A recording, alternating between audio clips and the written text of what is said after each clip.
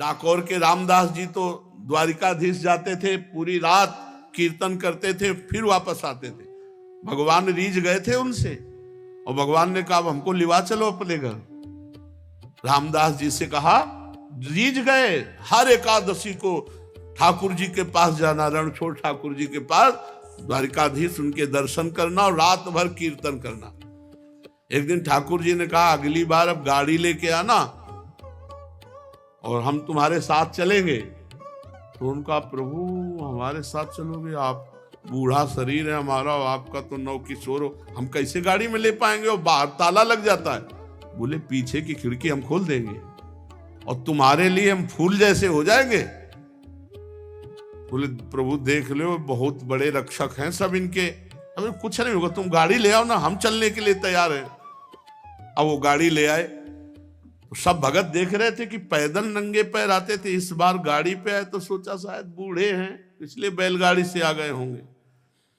अब भगवान पूरी प्लानिंग बता दिए थे। तो मंदिर के पीछे गए, खिड़की खोल के ठाकुर जी पूरा श्रृंगार सब पहने। बोले लिवा, बोले ना प्रभु, पहले एक भी नग नहीं होना चाहिए, क्योंकि ये सब सेवादारों के काम आएगा। प्रभु हमको तो वैसे डर लग रहा है आपको ले जाने के लिए, आप पहले सब, भगवान ने सब उतार के फेंक दिए, मंदिर में ऐसे फैला दिए पूरे आभूषण, कहा अब हमें गोद में लो। भगवान कितने रिझवार है, जो ऐसे किया, फूल से गोद में आ गए तो कुछ कंबल आदि ऐसे गाड़ी में बिछाए थे, भगवान को विराजमान किया और चल पड़े। अब बहुत दूर रणछोड़ ठाकुर से डाकोर है। अब प्रातःकालीन वेला पे जब मंदिर खोले तो देखे आभूषण ठाकुर जी है नहीं, पीछे खिड़की खुले, अरे पक्का वो गाड़ी लेके भगत आया था, उनपे ठाकुर जी बहुत रीझे थे, जरूर ठाकुर जी को भगा ले गए। भगत ठाकुर जी को भगा ले गए। अब जितने पार्षद थे सब घोड़ों से ऐसे सब भाला बर्छी लेकर सब, अरे वो जा रहा है, वो जा रहा है। रामदास जी ने कहा प्रभु आ गए हम। तो बोले देखो ये छोटी सी तलैया थी जल की, बोले इसमें हमको छिपा दो जल में, वो जल्दी से छिपा दिए। तो उन्होंने मतलब ऐसा देखा, कहा ठाकुर ने भालों से मारा, बूढ़े रामदास भगत को भालों से मारा। उधर जब तालाब की तरफ देखा तो खून खून खून, दौड़ करके तो देखा ठाकुर जी के शरीर में भाले लगे हुए और खून।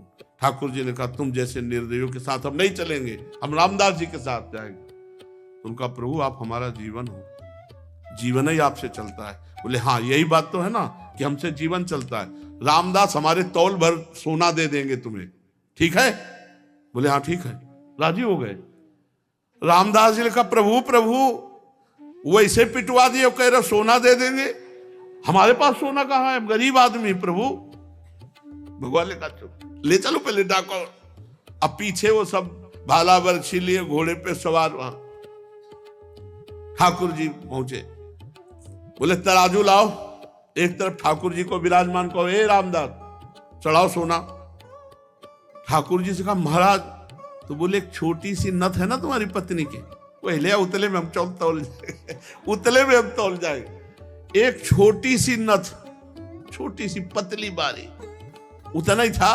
भगवान को सब पता है, जो इधर है सो भगवान टंग गए। वो बोले देखो ऐसे सोना तो ज्यादा है, पर ले जाओ तो। भगवान ने कहा देखो सोना तो ज्यादा है, पर रामदास उदार आदमी है, दे देंगे, दे दे भाई। अरे बोले प्रभु, तो भगवान ने कहा देखो हम जाने वाले तो नहीं, अपना स्वरूप दूसरा प्रकट किया। बोले इसे ले जाओ। आज भी जो भगवान रामदास जी के यहाँ विराजमान है वो ठाकुर, आज भी पट्टी बंधती है ठाकुर जी की, आज भी पट्टी बंधती है। भगत के ऊपर प्रहार किया तो आज भी भगवान के घाव और पट्टी बंधती है। तो एकादशी व्रत ऐसा जैसे रामदास जी रहते थे। पूज्य श्री मथुरा दास जी भक्तमाली जी थे, एकादशी को चर्चा नहीं करते थे, रोज चर्चा होती थी, पर एकादशी को निर्जला रहते थे। दशमी से छोड़ देते थे भोजन पानी, एकादशी के दिन एक बूंद पानी नहीं, और द्वादशी को पारायण इसलिए बोलने में भी सावन, और वयोवृद्ध अवस्था तक। नंद बाबा एकादशी कार्तिक शुक्ल पक्ष की थी। भगवान की पूजा की, रात भर कीर्तन किया और द्वादशी को स्नान करने के लिए यमुना जल में प्रवेश किया। स्नान ब्रह्म मुहूर्त में किया जाता है धारा जी में 4 बजे, ये नहीं कि 2 बजे 1 बजे, धारा में नहीं स्नान। तो ये असुर बेला कही जाती है। यमुना जल में प्रवेश कर गए, उस समय कोई घड़ी तो थी नहीं। रात में कीर्तन किया और लगा कि प्रातःकाल हो गया क्या, तो यमुना जी में स्नान। तो वरुण जी के सेवक उठा ले गए, नंद बाबा को पकड़ ले गए। अब सारे ब्रज में हल्ला मच गया, नंद बाबा खो गए।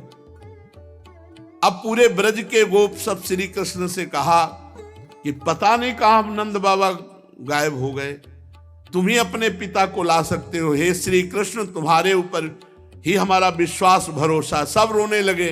भगवान ने कहा रो मत, रोना पीटना बंद करो, नंद बाबा खोए नहीं है, मैं देख रहा हूं। वरुण का सेवक ले गया, अभी मैं लाता हूं। भगवान वरुण लोक पहुंचे। भगवान अंतरिंद्रिय और बहिरिंद्रियों के प्रवर्तक श्री कृष्ण जे ही वरुण देवता ने देखा, सारे जगत के अधीश्वर पधारे, साष्टांग दंडवत। नंद बाबा ने देखा इनके गण तो हमको पकड़ के लाए, तो हमारे कन्हैया की इनका स्वामी साष्टांग दंडवत मारा है। वरुण देवता जे भी देखा, भगवान आए उतर कर साष्टांग दंडवत। अब वरुण देवता भगवान की बड़ी पूजा विस्तार से मंत्रों के द्वारा भगवान। नंद बाबा खड़े खड़े आनंदित हो रहे कि यार मेरे लाला का तो बड़ा नक्शा है। ये वरुण देवता इतनी लंबी दंडवत मार कर बड़ी पूजा विस्तार कर रहा है। वरुण जी ने कहा प्रभु, अद्य में निवृत्तो देहोद्यैर्वार्थोऽधिगतः प्रभु, त्वत्पादां भाजो भगवन्नवापुः पारमध्वनः। नमस्तुभ्यं भगवते ब्रह्मणे परमात्मने, न यत्र सूर्यते माया लोक सृष्टि विकल्पना। प्रभु आपकी जय हो, आज मेरा वरुण शरीर धारण करना सफल हो गया। आज मुझे सब कुछ प्राप्त हो गया, सारे पुरुषार्थ मिल गए, क्योंकि आप भगवान जगदीश्वर के चरण सेवा का अवसर प्राप्त हुआ। हम तो समझते थे भगवान नारायण है, मेरा कन्हैया भी भगवान है। यही तो अब बाबा की और छाती फूल रही, अरे मेरा लाला भगवान है। प्रभु आपके चरण कमलों की सेवा का सुअवसर मिला, हम तो भवसागर से पार हो गए। आप भक्तों के भगवान, वेदांतियों के ब्रह्म और योगियों के परमात्मा हैं। प्रभु आपके स्वरूप में विभिन्न लोकों की सृष्टियों की कल्पना करने वाली माया नहीं है, ऐसा श्रुति कहती है। हे श्री कृष्ण, मैं आपको नमस्कार करता हूं, बार बार दंडवत। प्रभु क्षमा करना, है मेरा सेवक अज्ञानी था जो नंद बाबा को अनजाने में ले आया, ये अपने कर्तव्य को नहीं जानता। प्रभु ये आपके पिताजी हैं, आप ले जाओ और मुझे क्षमा करो। वरुण जी, वरुण कान पकड़ रहे हैं, स्तुति कर रहे हैं, बार बार दंडवत कर रहे हैं, क्षमा मांग। गोविंद, मैं नहीं जानता था कि आपके ये पिता हैं, आप बड़ा प्रेम भाव रखते हो, मुझे क्षमा कर दीजिए। प्रभु सेवक से गलती हो गई, नाथ क्षमा कर दीजिए, और मैं सदैव आपका दास हूं। हे श्री कृष्ण, जब कभी कोई भी आज्ञा। बार बार वरुण जी महाराज दंडवत। वरुण जी ने बड़ी स्तुति प्रार्थना की। भगवान श्री कृष्ण ब्रह्मादि ईश्वरों के भी ईश्वर हैं। फिर लोकपाल वरुण ने भगवान की 4 परिक्रमा की, दंडवत की, बार बार क्षमा याचना की। नंद बाबा बड़े आश्चर्य में, नंद बाबा को लिया ब्रज में आए। अब सुबह बैठक बुलवाई गई।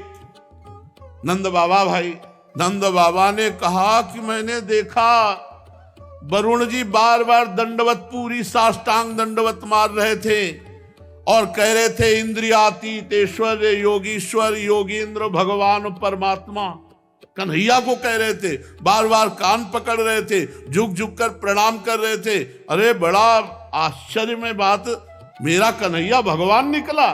हम तो समझते थे भगवान नारायण की कृपा है। अरे इसीलिए गिरिराज गोवर्धन उठा। भगवान के प्रेमी गोप सुन करके बड़े आश्चर्य में हो गए, ये कन्हैया भगवान है, हमारा सखा भगवान है। बड़ी उत्सुकता हुई। नंद बाबा के पास से जब हटे गौएं चराने गए ब्रह्म हृदय, तो सब सखा ने कहा, ए भगवान सुनो, तुम भगवान हो। भगवान ने कहा भगवान थे। कन्हैया ने कहा भगवान थे। तुम बैकुंठ के नाथ भगवान हो, तो हमें बैकुंठ दिखाओ अगर भगवान हो। हमारे साथ खेलता है, हमारे साथ भगवान कहां से हो सकता है, दिखा हमें बैकुंठ दिखा, जिसमें केवल महान सिद्ध प्रेमी भक्त ही प्रवेश पा सकते हैं। ऐसे वैकुंठ दर्शन की जो मायातीत स्वधाम है, भगवान अपने गोप सखाओं की अभिलाषा पूर्ण करने के लिए तत्काल कहा, इस ब्रह्म हृदय में स्नान कराओ, जहां अक्रूर जी को स्नान। जो ही डुबकी मारी सो पहुंच गए वैकुंठ। जय विजय नंद सुनंद भगवान के दिव्य पार्षद, दिव्य अस्त्र भगवान, और बड़े ऊंचे सिंहासन पे भगवान विराजमान है। सखाओं को जय विजय, रुको, सर्वलोक महेश्वर अनंत ब्रह्मांड अधीश्वर, ऐसे भगवान के साथ झुक के चलो। दूर से बोले हमें नहीं चाहिए बैकुंठ, इतने ऊंचे में वो बैठा है और यहाँ सब हमको दबका रहे, हमारा कन्हैया ही जिससे हम खेलते, हमें बैकुंठ भूल कर बैकुंठ नहीं चाहिए। सोई ऐसे उछरे। भगवान ने कहा, बोले कन्हैया एक बात मांगू, तू मेरा नित्य सखा है, मेरा प्राण, तू मुझे कभी बैकुंठ मत भेजना। मुझे जहां इतनी दूरी हो और जहां ऐसा शासन हो, मुझे वो अपना कन्हैया प्यारा लगता है, जिसके साथ मैं खेलता हूं, जिसके साथ मैं खाता हूं, जिसके साथ विभिन्न प्रकार की क्रीड़ाएं करता हूं। ब्रजवासियों को बैकुंठ फीका लगा। भगवान के प्रेम धाम वृंदावन ब्रजधाम से भी श्रेष्ठ वैकुंठ को माना जाए तो आप सोचो ब्रजवासियों को अच्छा नहीं लगा और मना कर दिया कि कन्हैया एक बात मुझे दे कि इस ब्रज से कभी मैं बाहर न जाऊं, यहीं का बंदर बनाओ, यहीं की चिड़िया बनाओ, यहीं के पशु पक्षी लता बनाओ, मुझे बैकुंठ नहीं चाहिए। इस संसार में जीव अज्ञानवश शरीर में आत्मबुद्धि करके भांति भांति की कामना करता है, उसकी पूर्ति के लिए पूरा जीवन नष्ट कर देता है, फिर उसके फलस्वरूप वो पशु पक्षी कीट योनियों में जाता है, इसलिए अपनी गति को पहचान नहीं पाता। परम दयालु भगवान ने अपने सखाओं को मायातीत वैकुंठ धाम का दर्शन कराया। भगवान ने फिर सखाओं को ब्रह्मबोध कराया, जिसका सत्य ज्ञान अनंत सनातन ज्योतिष स्वरूप समाधिनिष्ठ गुणातीत पुरुष ही पाते हैं। देखो ब्रह्म सनातन है, सत्यम ज्ञानम अनंतम यदि ब्रह्म ज्योतिष सनातनम, सत्यम ज्ञानम अनंतम यद ब्रह्म ज्योतिष सनातनम यदि पश्यन्ति मुनयो गुणा पाए समाहिता। जिसमें अक्रूर जी को भगवान अपने स्वरूप का दर्शन कराएंगे, उसी हृदय में स्नान करा करके परम धाम का दर्शन कराया। दिव्य भगवत स्वरूप लोकों को देखकर समस्त गोप आनंद में मगन हुए। भगवान श्री कृष्ण मूर्तिमान ब्रह्म है, मूर्तिमान परमात्मा है, मूर्तिमान भगवान है। ये सब गोपों को आश्चर्यचकित हुआ कि हमारे कितने अहोभाग्य कि हम ब्रह्म परमात्मा भगवान अपने लाडले कन्हैया के हैं। यही ब्रजवासियों की आज भी महिमा है। जो यहाँ के खाटे ब्रजवासी हैं पुराने, ठाकुर जी के प्रति उनके हृदय में अपार संबंध प्रेम है, जैसे घर का, ऐसी बात है। उनके लिए भगवान नहीं नजर आते, उनको मेरे कृष्ण। देखो नंदगांव के जब आते हैं ना, उनकी ठसक झलकती है। बरसाने के जब श्री जी के जन आते हैं ना, उनकी ठसक झलकती है। ब्रजवासियों से जब बात करो ना तो ठसक झलकती, सच्ची कहते हैं। आएंगे, प्रणाम करेंगे, प्रसाद देंगे और फिर कहेंगे ए बाबा तो आशीर्वाद दूं, लंबी आयु तेरी, कोई नहीं बिगाड़ सकता, अरे लाडली जू की कृपा, वो कहे अरे नंद लाला की कृपा। तो यही ब्रजवासियों की कृपा जिस पर हो जाए तो ब्रजराज उसको कभी छोड़ नहीं सकते। इसलिए इनकी बाहरी वाणी पे मत जाना, बाहरी व्यवहार पे न जाना। इनका व्यवहार थोड़ा टेढ़ा है, वाणी थोड़ी कड़वी भी हो सकती है। इनकी जबान की बात है, हृदय बहुत बहुत प्यारा हृदय है, ये हमने देखा। उनका व्यवहार देखो, ये भगवान के सखागण हैं। इनकी बात समस्त ब्रजवासियों के चरणों में कोटि कोटि वंदना। जिनको श्री कृष्ण प्यारे लगे, वैकुंठ भी प्यारा नहीं लगा। आज भी ऐसे श्री कृष्ण के प्यारे ब्रजवासी जन हैं। इनका टूक, इनकी चरण रज और इनका आशीष हमको निश्चित प्रिया प्रीतम से मिला देगा।